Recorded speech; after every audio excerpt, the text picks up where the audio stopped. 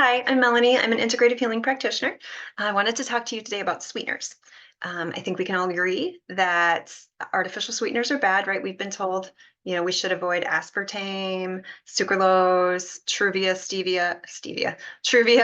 Splenda. All of those have been proven to be bad, right? I think studies have linked them to cancer and whatnot. So we all know that in the natural world. But what about natural sweeteners? What about stevia? What about xylitol?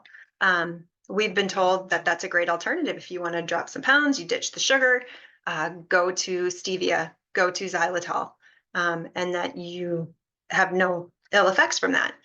But studies actually are showing that it's not the sugar itself that's causing your body to produce insulin. It's actually the sweet taste. So when you like typically, if you're going to eat some sugar, it's the taste of the sweetness in the taste buds that signals the brain, that signals the pancreas to make insulin. So then the insulin comes along, grabs this glucose out of the cells and out of the cells, grabs the glucose, brings it to the cells, and that's exactly how our body was designed to process sugar.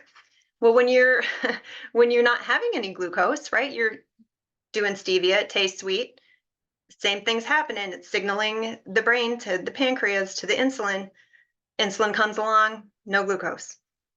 You do that enough, you're creating a dysfunction in your body. It's like the boy who cried wolf.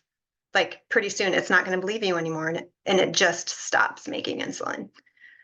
That becomes a real problem when you start eating sugar again, like real sugar again, where there's actually glucose because your body stopped producing insulin. And so that's going to lead to high glucose and eventually will lead to diabetes.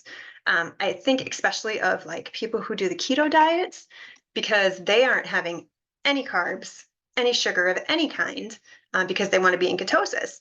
And so they're creating this dysfunction if they go to the natural sweeteners, which most of them do. I mean, if you just Google keto recipes, you're finding all kinds of brownies and things that they're using with zero sugar sweeteners.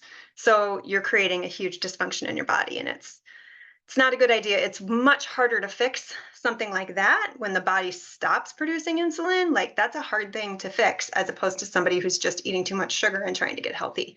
So just keep that in mind. It's always best to just stick with what was naturally created for us. Like we shouldn't be eating things made from a lab. That's not how God intended our bodies to behave, right? We're harming ourselves so much as as humans, right? By creating all of these things that we just can't break down and we're creating dysfunctions and it's just not good. So just stick to maple syrup or honey if you want some sweetener, but just do it in moderation.